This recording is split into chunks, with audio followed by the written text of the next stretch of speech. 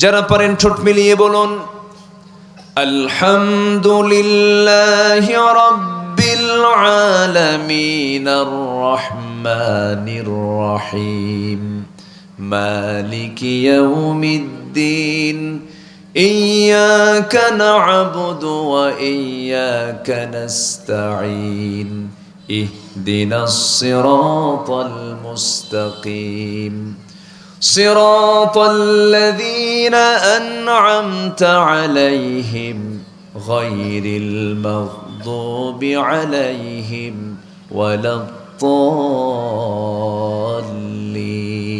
এরপরে এটা জোরে বলেন আর একটু জোরে বলেন প্রশংসা কার যিনি রহমান যিনি রহিম তিনি কে মালিক ইয়াউমিদ্দিন যিনি বিচার দিবসের মালিক তিনি কে বিচার দিবসের মালিক কে এই পরিচয়টা কি সহজ মনে হয় বিচার দিবস তার মালিক কে আল্লাহ তাআলা তাহলে আসল বিচারক তিনি কে আল্লাহ তিনি বিচার করবেন কিসের ভিত্তিতে বিচার করবেন হলো বান্দা এই দুনিয়াতে কি আমল নিয়ে গেল সে কোন পথে চলল পথ দুটা একটা হচ্ছে সিরাতুল মুস্তাকিম সহজ সরল সঠিক পথ যার জন্য আমরা প্রত্যেকটা রাকাতে প্রত্যেকটা নামাজের প্রত্যেকটা রাকাতে আমরা এই দোয়াটা করি ইহদিনাস সিরাতাল মুস্তাকিম এই দোয়াটা আমরা আল্লাহর কাছে করে থাকি তো জান্নাতে যাওয়ার রাস্তা কিন্তু এই একটাই আর জাহান্নামে যাওয়ার রাস্তা কি একটা না হাজারটা আস্তে একটা না হাজারটা সরল রেখা কয়টা হয় সরল রেখা বলেন কয়টা হয় আর সরল ছাড়া আশেপাশের যে আরো যে রেখা আছে এগুলো কত হয় অসংখ্য অসংখ্য আমার বন্ধুগণ দুইটা বিন্দুর সমন্বয় হলে পরেই সরল রেখা হয়ে গেল জান্নাতে যাওয়ার জন্য এই সরল রেখায় সরল পথে আমাকে আপনাকে চলতে হবে আর শয়তান কিন্তু আঁকাবাঁকা কোনো পথে নাই শয়তান ঠিক মাঝখানে সরল রেখা ঠিক মাঝখানে সরল পথের ঠিক মাঝখানে সে বসে থাকে এবং শয়তান বলে কি ثم لآتينهم من بين أيديهم ومن خلفهم وعن أيمانهم وعن شمائلهم ولا تجد أكثرهم شاكرين আমি তোমার বান্দাদের ডান থেকে বাম থেকে সামনে থেকে পিছন থেকে পাকড়াও করব তোমার বান্দাগুলোকে আমি পথভ্রষ্ট করার চেষ্টা চালাবো আল্লাহ বলছেন শয়তান তুই পারবি না কারণ আমার যে সমস্ত বান্দা আমার পছন্দের বান্দা তারা সবসময় আমার কাছে আশ্রয় নিয়ে বলবে আউযু বিল্লাহি মিনাশ শাইতানির রাজিম আমরা আশ্রয় চাই কার কাছে আসতে বলেন কার কাছে কার ওয়াসওয়াসা থেকে শয়তানের ওয়াসওয়াসা থেকে আমরা আল্লাহর কাছে আশ্রয় চাই তখন আমাকে আশ্রয় দিবেন কে আল্লাহ তাআলা আমার বন্ধুগণ সে আল্লাহর প্রিয় বান্দা হওয়ার জন্য 15টা গুণ 15টা দিশা আমাদের জন্য জানা দরকার 15টা গুণ আমাদের জন্য বাস্তবায়ন করা দরকার এর মধ্যে 1 নম্বর গুণ হলো গোটা দুনিয়াতে যত আনুগত্য আছে সমস্ত আনুগত্যকে মাইনাস করে ফেলে আনুগত্য নির্দিষ্ট করব দুজনের জন্য 1 নম্বর কে আসতে বলবেন 1 নম্বর কে নাম্বার 2 হচ্ছেন মুহাম্মদ সাল্লাল্লাহু আলাইহি ওয়াসাল্লাম এই দুইজনের আনুগত্য করব তবে আল্লাহ তাআলা এক জায়গায় বলছেন আতিউল্লাহ ওয়া আতিউর রাসূল ওয়া উলিল আমরি মিনকুম فإن تنازعتم في شيء فردوه إلى الله والرسول তোমরা আনুগত্য করবে আল্লাহর আনুগত্য করবে তার রাসূলের এবং তোমাদের মধ্যে যারা আমির তোমাদের মধ্যে যারা লিডার তাদের তোমরা আনুগত্য করবে তবে হ্যাঁ লিডারকে মানতে গিয়ে যদি কোনো ঝামেলায় তোমরা পড়ে যাও সেই সময় তোমরা ফিরে যাবে মূল আনুগত্য আল্লাহ এবং আল্লাহর রাসূলের দিকে তাহলে মূল আনুগত্য হবে দুজনের 1 নম্বর কে আসতে বলবেন না কে আর নাম্বার 2 হচ্ছে মুহাম্মদ সাল্লাল্লাহু এবং আমাদের মধ্যে যারা আমির আছেন তাদেরকে আমরা মানব ততক্ষণ যতক্ষণ তিনি নবীর আদর্শকে লালন করবেন। নবীর আদর্শ যে নেতার মধ্যে নাই, যে আমিরের মধ্যে নাই, যে লিডারের মধ্যে নাই, ওই নেতার নেতৃত্ব মানা যাবে না। যে নেতার নেতৃত্ব মানতে গিয়ে ঈমান হারা হতে হয়, সেই সমস্ত নেতৃত্বের মুখে আমরা জুতা মারি, থুতু মারি, কোনো প্রয়োজন নাই।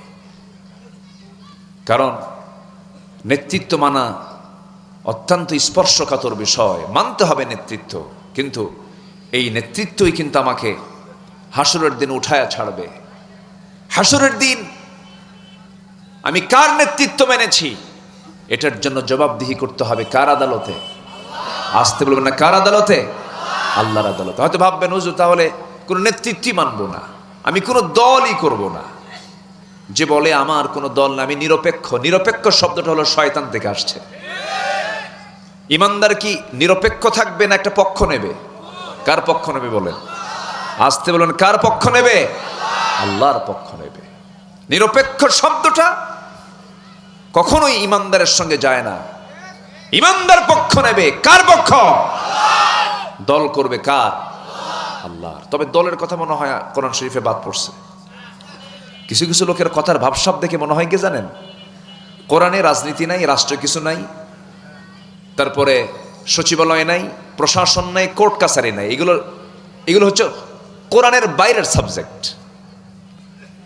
এই জাতীয় চিন্তা যারা লালন করেন, কোরআন দিয়ে রাষ্ট্র চলতে পারে না, কোরআন দিয়ে সচিবালয় চলবে না, কোরআন দিয়ে ক্যান্টনমেন্ট চলতে পারে না, এই সমস্ত চিন্তা যারা করেন, নতুন করে তাদের ঈমান নবায়ন করতে হবে, ঠিক কিনা? নতুন করে ঈমান আনতে হবে। আমি মনে হয় একটু কষ্ট দিয়ে কথা বলছি, যদি কষ্ট আপনার কাছে মনে হয় তাহলে বুঝতে হবে যে আপনি কোরআন এবং সুন্নাহকে মানতে চান না। সোজা সাপটা কথা, বাঁচবো কয়দিন? আল্লাহকে ফাঁকি দিয়ে লাভ আছে? আপনি আল্লাহকে ফাঁকি দিবেন কেন? শরিয়া শব্দটা কত গুরুত্বপূর্ণ বিষয়। শরিয়া আইনকে আমরা বিশ্বাস করি না, এই জাতীয় কথা বললে কি ঈমান আছে না গেছে? ঈমান আছে না গেছে? ঈমান চলে গেছে, এটা বলা যাবে না। গুরুত্বপূর্ণ বিষয় আমার আল্লাহর বিধান। আল্লাহর বিধানে কোরআনের একটা হরফকে যদি কেউ অমান্য করে তার ঈমান চলে যাবে। শব্দ তো দূরেই থাকলো, একটা হরফ, ঈমান থাকবে না। খুব গুরুত্বপূর্ণ এই স্পর্শকাতর বিষয়ে আমরা সজাগ সতর্ক থাকবো। জোরে বলি ইনশাআল্লাহ। তাহলে এক নম্বর আনুগত্য হবে কার? জিকির করব কার? সবাইকে ভুলে গেলেও আমার লস হবে না, কিন্তু আল্লাহকে ভুলে গেলে কি শুধু লস? বলেন তো, শুধু কি লস না মহা লস? মহা লস, সব শেষ। আল্লাহকে ভোলা যাবে না। আল্লাহ আমাকে এক সেকেন্ডের জন্য কখনো ভুলেন না। আল্লাহ আমাকে স্মরণ করেন, আল্লাহ আমাকে দেখেন, আল্লাহ আমাকে শোনেন, আল্লাহ আমাকে জানেন। وَيَعْلَمُ خَائِنَةَ الْأَعْيُنِ وَمَا تُخْفِي الصُّدُورُ। তোমার চক্ষু কি খেয়ানত করে, এমনকি তুমি তোমার অন্তরে কি দানা বেঁধে রেখেছো, কি কুচিন্তা করছো, কি সুচিন্তা করছো, পৃথিবীর কোনো মানুষ না জানলেও সঙ্গে সঙ্গে আমার আল্লাহর কুদরতটা জেনে যায়। জোরে বলি সুবহানাল্লাহ। এমন প্রশাসন, এমন আল্লাহ, যে আল্লাহ মনের কল্পনা, মনের স্বপ্ন আল্লাহ জানেন। তিনি সেই মহান প্রভু। আল্লাহকে ফাঁকি দিবেন কেমনে আপনি? আল্লাহ তাআলা তাকে চেনার জন্য বিভিন্ন জায়গায় তার সৃষ্টির অপরূপ নিদর্শনগুলোকে আল্লাহ পাক বিভিন্ন জায়গায় ডিসপ্লে করেছেন। এবং আল্লাহ বান্দাকে প্রশ্ন করে বলেছেন, বান্দা দেখো এগুলো একটু ফিকির করো, দেখো। আল্লাহ রাব্বুল আলামিন বলেন, যারা পারেন ঠোঁট মিলিয়ে বলুন, ইন্না ফি খালকিস সামাওয়াতি ওয়াল আরদি ওয়া ইখতিলাফিল লাইলি ওয়ান নাহার লাআয়াতিল লিউলিল আলবাব الذين يذكرون الله قياما وقعودا وعلى جنوبهم ويتفكرون في خلق السماوات والأرض রব্বানা মা খালাকতা হাযা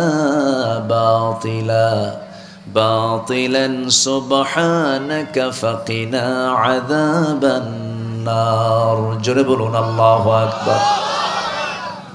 শুধু জিকির করলে হবে না, ফিকিরও করতে হবে। আবার ফিকির শুধু করলে হবে না, জিকিরও করতে হবে। আল্লাহ পাক জিকিরের কথাও বলেছেন, একই আয়াতের মধ্যে ফিকিরের কথাও বলেছেন। এই চোখ দিয়ে আমরা দেখি, চোখটা দিয়েছেন কে? এই চোখটা কি ভাটায় আছে না জোয়ারে আছে? শুকনা জায়গায় না ভিজা জায়গায়? চোখটাকে আল্লাহ পাক শুকনা রেখেছেন না ভেজা রেখেছেন? ভেজা রেখেছেন। চোখটা আল্লাহ পাক পানির মধ্যে ভিজায় রেখেছেন। আল্লাহ তাআলা এই চোখটা বানিয়ে দিয়েছেন আমাকে। পৃথিবীর কারো কি এই ক্ষেত্রে কারো অবদান আছে? আল্লাহ রাব্বুল আলামিন বলেন, আলাম নাজআল লাহু আইনাইনি ওয়া লিসানান ওয়া শাফাতাইনি ওয়া হাদাইনাহুন নাজদাইন। বান্দা, আমি তোমাকে টানা টানা দুইটা চক্ষু দিলাম, সুন্দর দুটি ঠোঁট দিলাম, সুন্দর একটা জিহ্বা দিলাম। বান্দা, পৃথিবীর কেউ তো দেয় নাই। অতএব এই চক্ষু দিয়া যা দেখবি, আমার নামের জিকির করবি, আমার সৃষ্টির ফিকির করবি, আমার শুকরিয়া স্বরূপ বলবি আলহামদুলিল্লাহ, সুবহানাল্লাহ, যখন আল্লাহু আকবার। এই সমস্ত তাসবিহ প্রকাশ করা বান্দার দায়িত্ব। আমরা এই তাসবিহগুলো, এই জিকিরগুলো করব। আমার দায়িত্ব হচ্ছে জিকির করা, আর আমার এই জিকিরের ফলাফল দেওয়ার দায়িত্ব কার? আসতে বলবেন না, কার? আল্লাহর। এই চোখ সাধারণ কোনো বিষয় নয়। আমি চোখ, কান এবং নাককে বলি পদ্মা মেঘনা যমুনা যত বড়, পদ্মা মেঘনা যমুনা দেখতে যত বড়, তার চাইতে বড় হলো একটা মানুষের চোখ, কান, নাক, গলা, তার চাইতে বড়। কেউ তো সুবহানাল্লাহ বললেন না। প্রতি মিনিটে মানুষ গড়ে 15 থেকে 20 বার পলক ফেলে, চোখের পলক। প্রতি মিনিটে কয়বার ফেলে? 15 থেকে 20 বার। এই পলক শুধু পড়েই না, বরং প্রতিটা বার পড়ার সময় অশ্রু থেকে লিকুইড ছড়িয়ে দেয় পুরো চোখে। এর ফলে চোখ থাকে আর্দ্র, ধুলাবালি, ক্ষতিকর জীবাণু মুক্ত। পলক হলো চোখের প্রাকৃতিক ওয়াইফার। গাড়ির সামনে ওয়াইফার থাকে না, গ্লাসকে পরিষ্কার করে দেয়। তো এই পলক হচ্ছে চোখের প্রাকৃতিক ওয়াইফার, যা ঘুমের মধ্যেও চোখের সুরক্ষা নিশ্চিত করে। প্রতিদিন আমাদের চোখে গড়ে 1 মিলিলিটার অশ্রু তৈরি হয়, যা স্বচ্ছ অথচ অত্যন্ত কার্যকর এক তরল পদার্থ। এই অশ্রুর মধ্যে থাকে লাইসোজাইম নামের এক প্রাকৃতিক অ্যান্টিবায়োটিক, যা চোখকে ব্যাকটেরিয়ার আক্রমণ থেকে 100% সুরক্ষা দিয়ে থাকে। এটা আসতে বলেন সুবহানাল্লাহ। যখন হৃদয়ে বেদনায় ভরাক্রান্ত বা আত্মা আল্লাহর ভয়ে ও ভালোবাসার কারণে যখন কাঁপতে থাকে, তখন অশ্রু গড়িয়ে গড়িয়ে সেই চোখের পানিগুলো এসে গালের উপরে চলে আসে। এই অশ্রু আবার চোখের বাইরের অংশে পুষ্টি ও অক্সিজেন সরবরাহ করে। কারণ কর্নিয়াতে, চোখের যে কর্নিয়া, এখানে রক্তনালী থাকে না, তাই চোখের জল চোখকে রক্ষা করে শুকিয়ে যাওয়া, ক্ষয়, ব্যাকটেরিয়াল সংক্রমণ থেকে সম্পূর্ণ সুরক্ষা দেয়। কেউ তো সুবহানাল্লাহ বললেন না। এগুলো কে করে দিয়েছেন?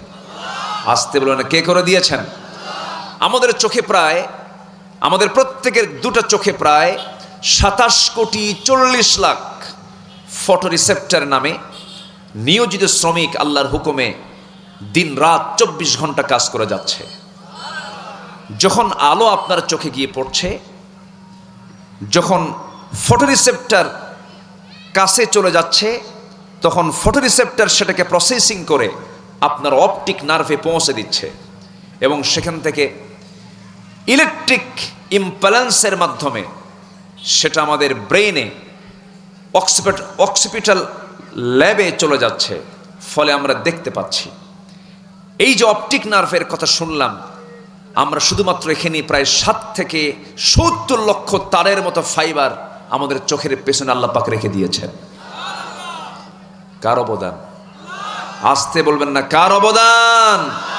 এখানেই শেষ নয়, যেখানে আধুনিক সবচেয়ে উন্নত ক্যানন, এই যে ক্যানন ক্যামেরাগুলো যা আছে, USR5, ক্যানন USR5, সনি, আরও সহজে সমস্ত ক্যামেরাগুলো আছে, ক্যামেরাগুলো সর্বোচ্চ 100 মেগাপিক্সেল পর্যন্ত পৌঁছায়।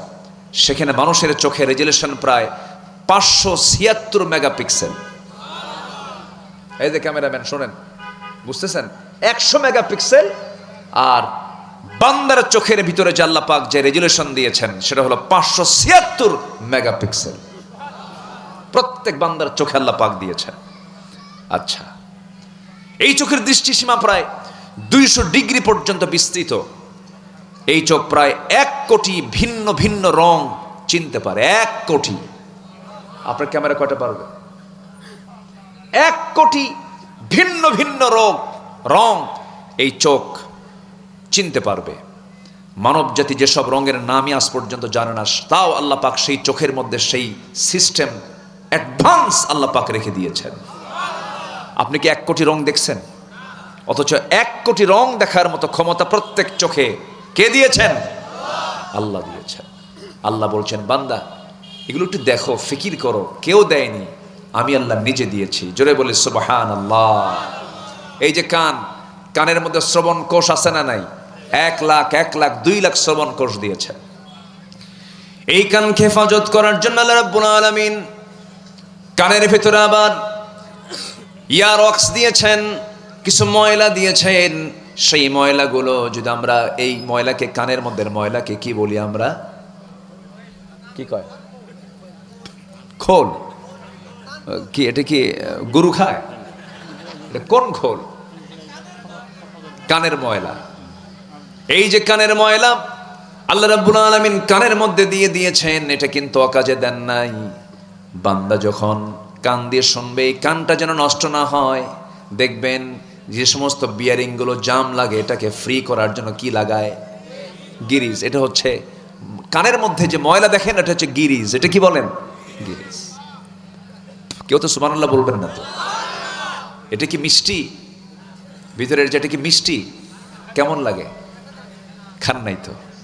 একদিন একটু জিহবায় নিবেন, এটা স্বাদ আপনি নেবেন, তিক্ত তিতা তিতা লাগে। কেন?